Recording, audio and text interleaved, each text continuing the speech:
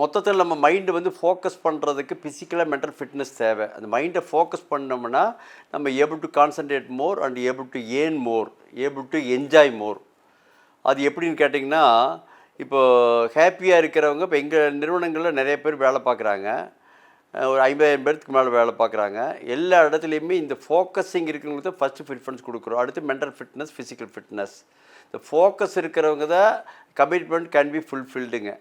அப்போது அது ஃபோக்கஸாக இருக்கிறதுக்கு பீயிங் ஹாப்பி, நம்ம பிறந்திருக்கிறதே ஹாப்பியாக இருக்கிறத பிறந்திருக்கோம். Every seconds of life should be enjoyed well. லைஃப்பில் வந்து மிகப்பெரிய லாஸ் என்னென்னு கேட்டிங்கன்னா, ஹாப்பி இல்லாமல் ஒரு செகண்ட் போயிடுச்சுன்னா அந்த செகண்ட் லைஃப்பில் திருப்பி கிடைக்கவே கிடைக்காது. எத்தனை கோடி கொடுத்தாலும் கிடைக்காது. இதை வந்து நம்ம குழந்தைகளிலிருந்து நம்மளுக்கு வந்து காசு சம்பாதிக்கிறத பிறந்திருக்கோம்னு நம்ம வந்து நம்மளை பழக்கப்படுத்தியிருக்காங்க. வாழ்க்கையில் பிறந்த உடனே அவங்க டார்கெட் கொடுத்து இதை படி அதை படின்னு சொல்லி சொல்லி சொல்லி வாழ்க்கையை வாழ விடாமல் பண்ணிடுறாங்க. நம்ம வாழ்க்கையை கொண்டாடி மகிழ்கிறத பிறந்திருக்கிறோம்.